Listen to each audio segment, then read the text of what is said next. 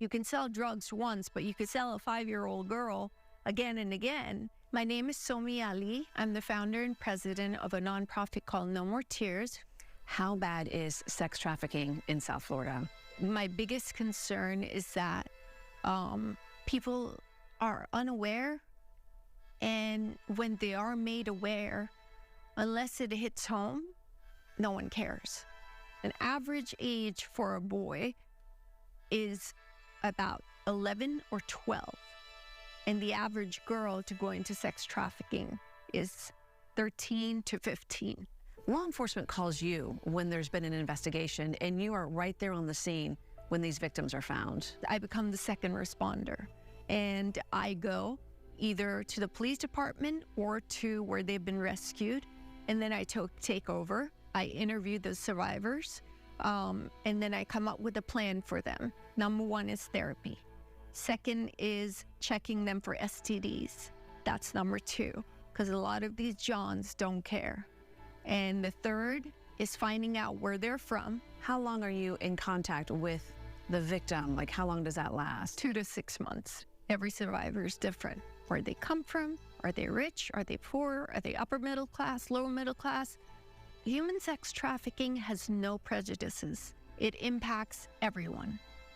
Our youngest victim was a 2-year-old baby girl on the dark web where she was being sold by her own parents for meth. Who's being victimized the most right now? I would say it's more of the Hispanics that are brought here from different countries and also Southeast Asia. It's usually the people you know that bring you here. It's an uncle or an aunt, or in some cases, job hunting. What do you want people to know about sex trafficking in our communities? I want people to know that sex trafficking exists, not in just Honduras or third world countries or Southeast Asia. It is in our backyard. I understand too that also at a high risk are kids and young adults in the LGBTQ plus community, because sometimes they might be runaways. They might have left their home because they had disagreements with their parents about their choices. Do you see that a lot?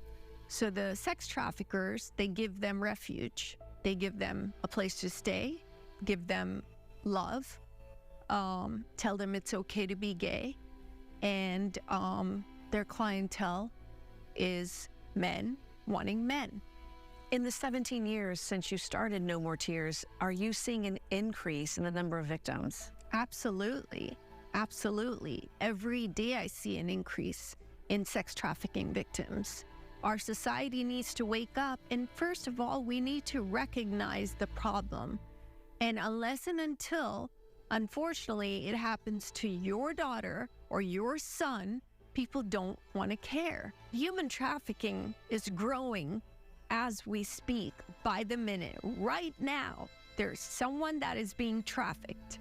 But what is your ultimate goal with No More Tears? I mean, what do you hope to get out of all of this work that you're putting into saving sex trafficking victims? I know that I cannot eradicate human trafficking, human sex trafficking in my lifetime. There's someone else that is being trafficked right now, and I need to do something about it. So I will go on, and if I lose my life doing this work, it was a life worth well lived.